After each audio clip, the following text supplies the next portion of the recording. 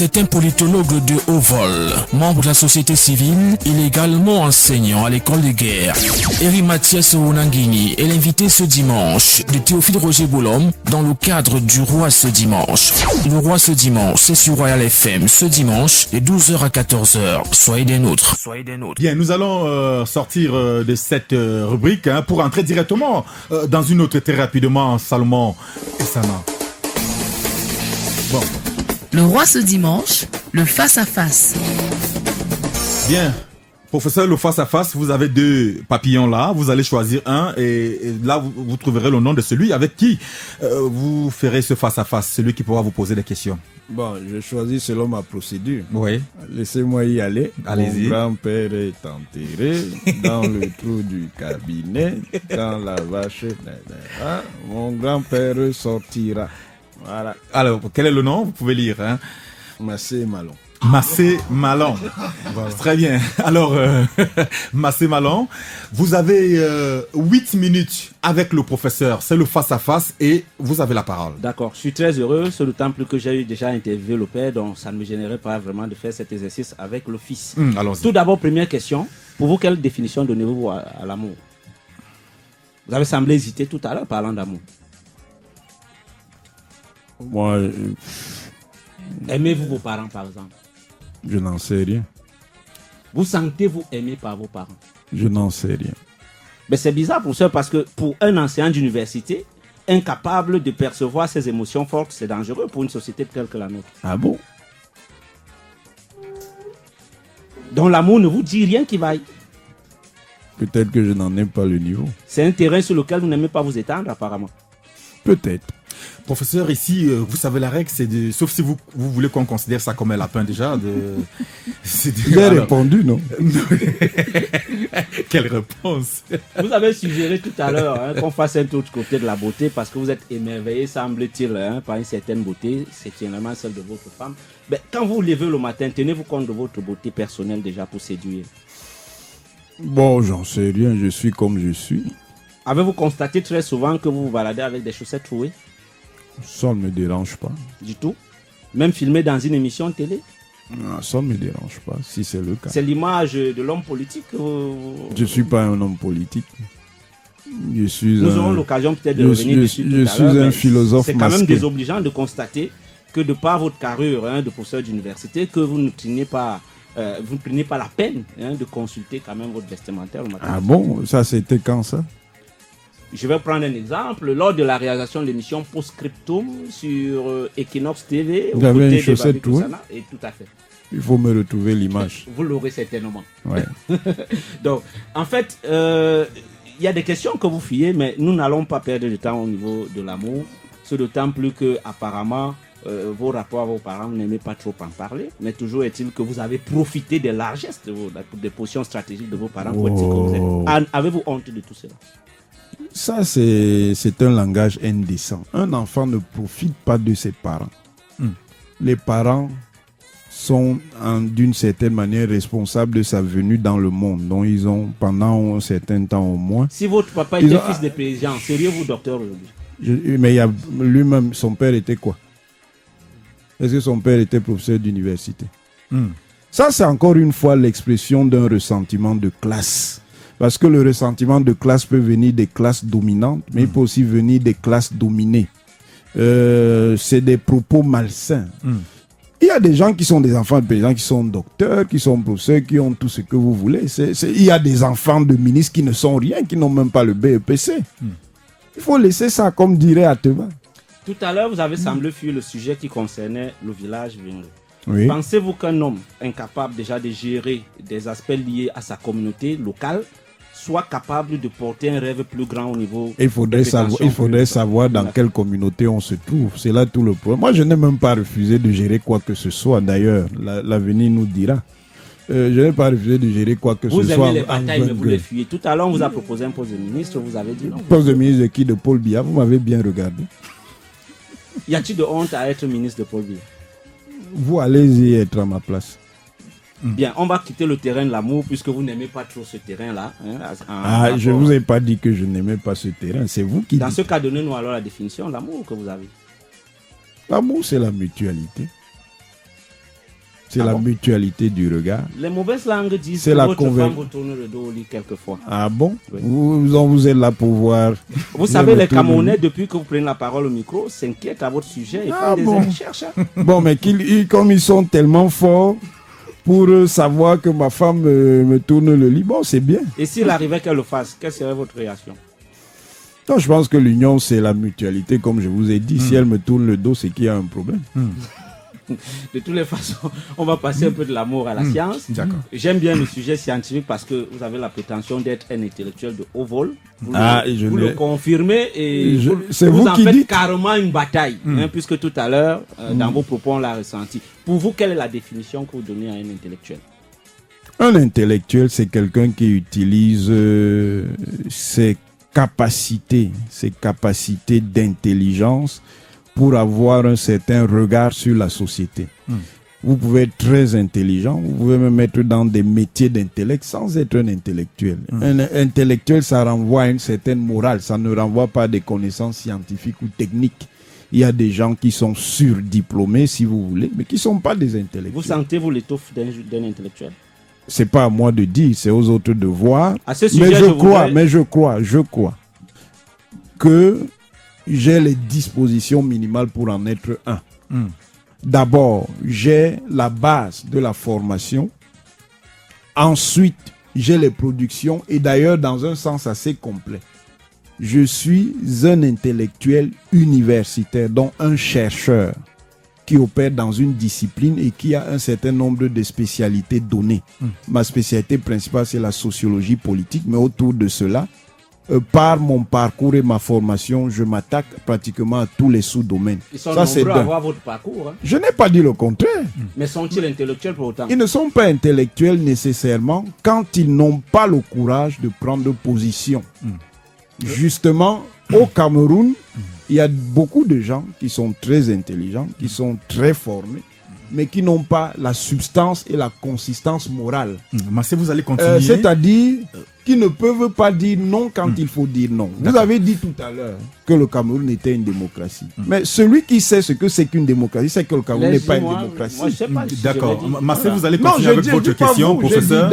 Vous permettez juste que il y a un détail là. Je voudrais juste demander aux auditeurs d'envoyer déjà des messages. Vous allez continuer. Ce sera au 90 99 17 00. Le temps nous tient à la gorge. Ça fait que il faut anticiper. Donc, les auditeurs qui nous écoutent à l'instant et qui veulent poser des questions au professeur ou à donner quelques impressions, faites-le au 90 99 17 00. Monsieur Malin, je vous demande encore pardon. Vous pouvez continuer votre... D'accord. À ce sujet, je voudrais qu'on écoute quelqu'un. D'accord. Moi, j'ai les idées que j'ai toujours développées et contre lesquelles vous ne pouvez pas opposer des arguments scientifiques dignes de ce nom. Vous pouvez opposer une conspiration du silence, aussi longtemps que les jeunes générations africaines resteront aliénées, jusqu'à ce qu'elles se récupèrent, jusqu'à ce qu'elles acquièrent la connaissance directe, parce que c'est par la connaissance directe, par l'égyptologie, que vous dépasserez ce stade de frottement, n'est-ce pas, et de somnambulisme.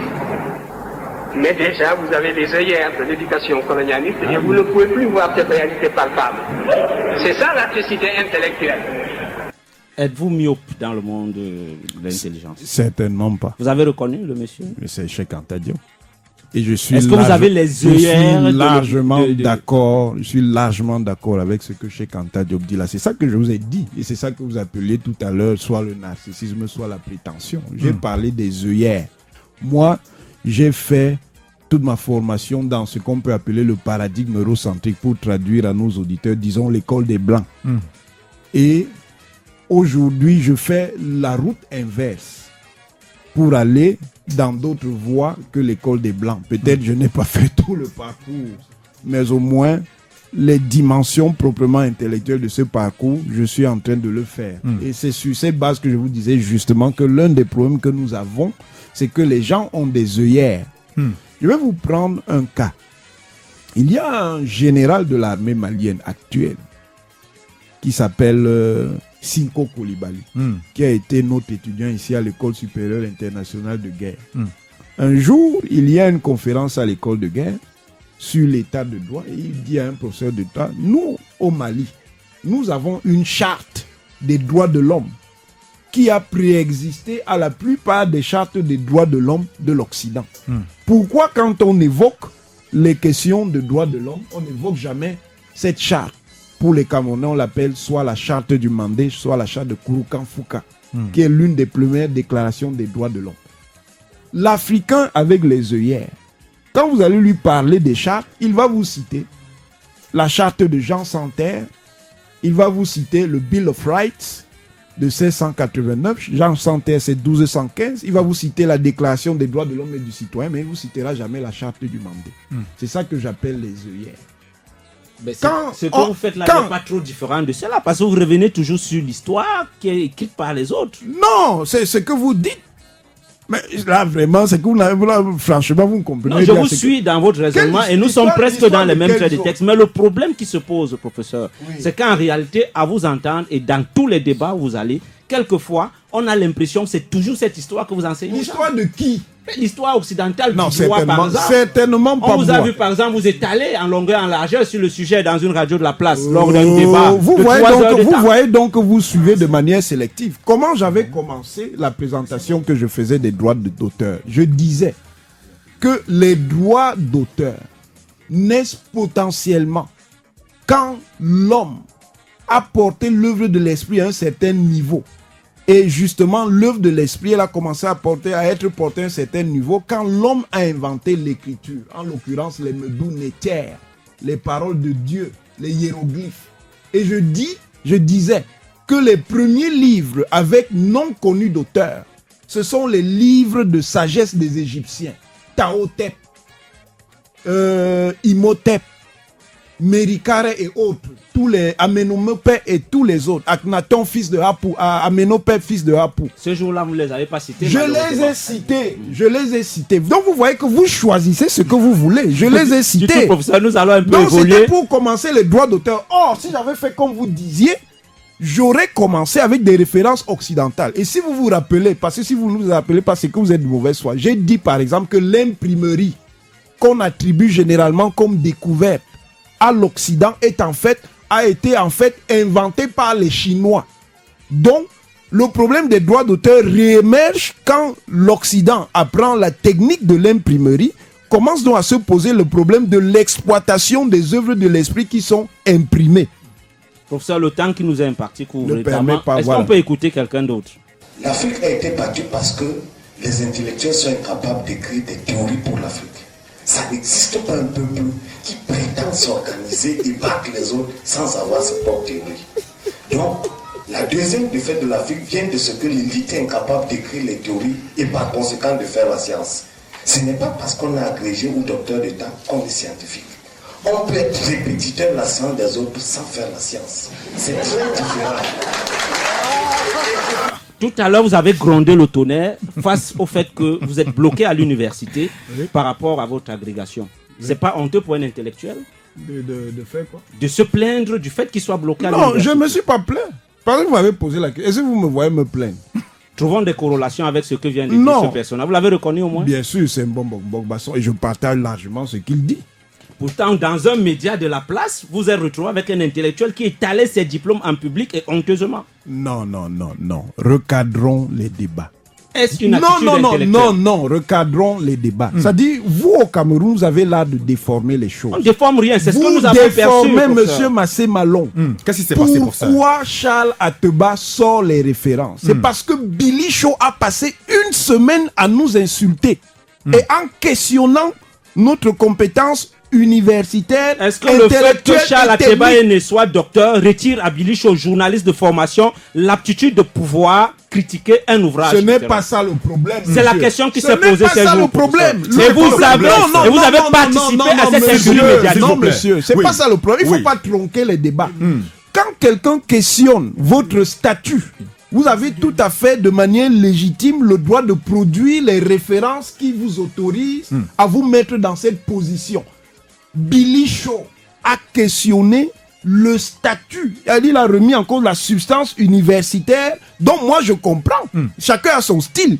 Que Charles Ateba lui dit, bon, comme tu dis donc que c'est comme ça, Moi, je viens avec Pourtant, mes les remarques de références. Bilicho étaient pertinentes. Nous Quel avons le répond document, en quoi? on a lu. Il y a des erreurs qu'on pouvait revoir dans ce bouquin. Quelles erreurs? Dans ce fameux livre de Vous avez Jean lu Magloire le Latte. livre? Je l'ai lu, parlait je de l'ai. quoi? Le livre parle de quoi? Mais ça parlait, je crois, des drames liés aux décisions de la Cour Mais ça suprême, parle de des quoi? La psychodrames. thématique, c'est quoi? La Le droit problématique, c'est quoi? constitutionnel. Non, c'est Et pas le droit droit administratif constitutionnel. autant. Ce n'est même pas ça. Ce n'est pas ça la problématique. La problématique du livre de M. Latte sur l'inexécution des décisions de justice, le psychodrame Par rapport à consécutif l'existence d'un à juge- l'inexécution des décisions de justice D'un par juge l'État du administratif au Cameroun, Cameroun. pose le problème de l'état de droit. C'est quoi l'état de droit? L'état de droit, c'est un état qui se soumet lui-même au droit qui est produit en son sein. Je ne vais pas utiliser un terme technique qui est édicté. Je dis donc produit en son sein.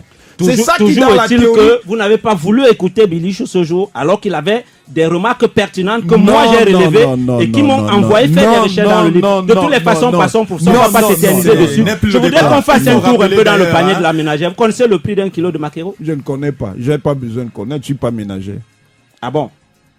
Mais vous parlez aux populations tous les jours. Mais je vous ne parlez à ces parle dames pas tous de les jours. morceaux de viande, monsieur. Ben, vous pensez que ces gens Je qui vous ne écoutent, parle pas ces de gens qui vous morceaux écoutent de voudraient que vous viande, puissiez monsieur, transformer monsieur. la science dont Je vous ne suis- revendiquez tant La science- en tant ma science tant de- que S'il je vous sais plaît. pas Ma soeur moi, me demande de connaître le prix du morceau de viande encore qui... cette science devrait transformer leur vie. D'accord. Je pense. Massé Malance. Et c'est ma faute si elle ne transforme pas leur Ben, vie. quand vous ne connaissez même pas déjà les réalités sociales de ces gens, Je vous vous ai dit n'arrivez que pas je à les connais palper pas. les pulsations sociales du panier de la ménagère. Ah bon, Comment osez-vous dire que vous êtes scientifique dans un contexte où on a besoin des Ça, scientifiques pour encore une relever fois, le panier de la Massé Malon, ménagère? ça c'est du confusionnisme. C'est pas du confusionnisme, C'est du professeur. confusionnisme, Répondez à la monsieur. question. Connaissez-vous le prix d'un kilo de maquereau? Je ne connais pas le prix d'un kilo de Très bien. C'est dommage, professeur. On peut continuer sur la question? Rêvez-vous d'être président de la République? Une minute. Vraiment. Je ne rêve pas d'être président de la République. Pourtant, tout ce qui se passe Et autour le de poste vous de président semble et le vous poste- auréoler et d'une le gloire de poste- président de et la le poste République. de président de la République n'existera pas toujours au Cameroun. D'accord. Ben, Bien. je vais finir, hein. Ça c'est Très une rapidement, question parce que toute là, le simple. temps est contre nous. Le professeur Mathias Ouenangini fit beaucoup de questions, je le constate. C'est un intellectuel de haut vol, tout le monde peut le dire. Je n'oserais pas le dire ici parce qu'il ne me réjouit pas sur le plan de ses réponses. Mais je voudrais quand même poser une question simple, professeur. Très Vous rapidement. crachez tous les jours dans la marmite ou l'assiette qui vous a fait grandir et en même temps vous avez des rapports avec certains pontes du régime. Dans Comme- le cercle de pouvoir, quels sont vos rapports Comme qui? actuellement? Un exemple comme d'abord. qui mais- cite- On Idée. nous dit par exemple que vous étiez conseiller de l'ancien SGPR. Moi, Tangana si. Mebara. Moi, si. Mais là, vraiment, vous délirez, là, monsieur. Moi, conseiller de Tarnamebara, vous m'avez bien regardé. Ok. Ça veut Donc dire vous que ça n'avez n'a jamais été aucun le cas. rapport avec des gens du gouvernement. Je n'ai aucun rapport avec les gens du gouvernement. Et si, Ok. oui, si vous avez un ami, S'il vous plaît. il est nommé comme ministre de la République. L'amitié Et s'arrête. L'amitié s'arrête. L'amitié ne va pas s'arrêter, mais je lui dirai toujours ce que je pense D'accord. de leur régime. On va passer directement à l'autre rubrique. Hein, on sort de là. On J'ai sort fait de de là mon mieux, seulement. professeur, mais vous ne m'avez pas convaincu, dommage. D'accord, merci. Je ne suis pas obligé de vous convaincre.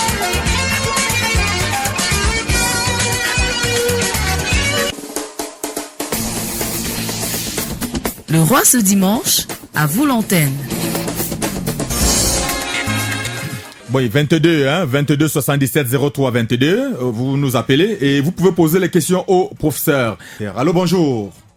Oui, bonjour, monsieur Théophile Roger. Comment je vous appelle? C'est Yannick.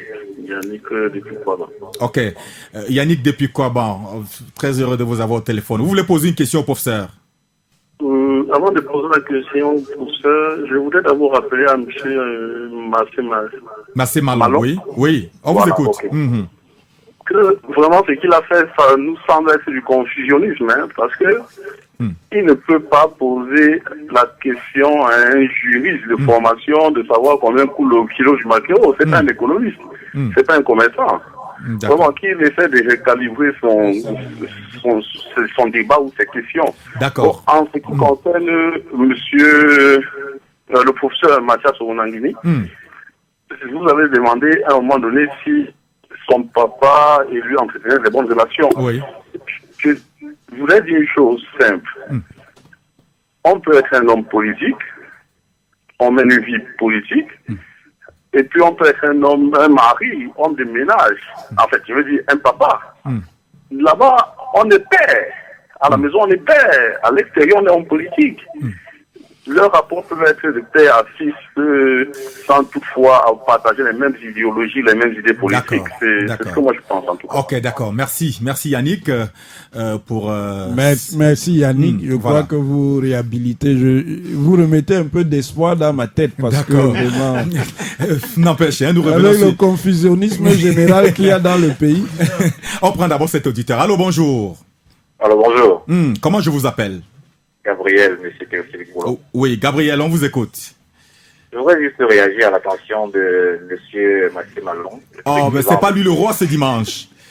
Alors, il se trouve que... Non, on défend le roi. Nous sommes là pour éduquer, en fait. D'accord, on vous écoute. Il ne faudrait pas qu'on laisse croire que le professeur Mathias Eric n'a jamais écrit d'ouvrage et que c'est un tort. Parce qu'ailleurs, les articles, les revues où on publie les articles sont plus pertinentes que des publications d'ouvrages. Vous voyez? Parce que la science, elle est dynamique et les articles, ça vaut plus que des ouvrages ailleurs. Nous avons la revue Esprit qui est en philosophie, que moi je connais mieux, et je ne sais pas qu'est-ce qu'il en est ailleurs.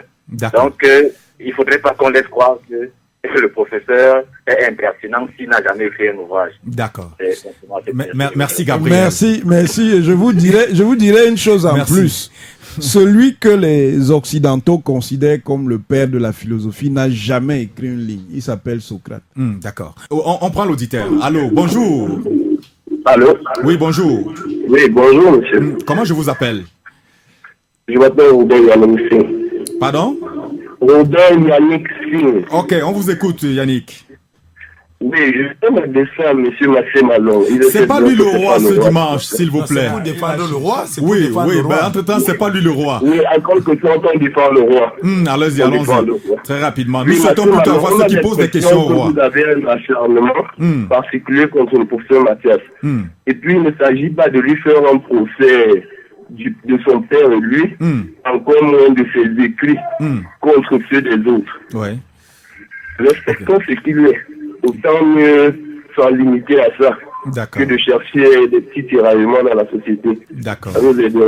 Merci beaucoup. Il faut rappeler à l'auditeur que je suis dans mon rôle. On cherche un contradicteur. Je suis dans mon rôle là. Mais posez alors votre question maintenant. Vous avez une question? Pas vraiment. D'accord. Alors, pour défendre le roi. Je voudrais quand même rappeler que Massé Malon est il est dans son élément. C'est un communicateur. Il a intérêt à tout faire pour faire parler le professeur. Peut-être dire au professeur, permettre au professeur de sortir de lui pour vous permettre de tout savoir sur lui. Tirer les verres du nez. Voilà.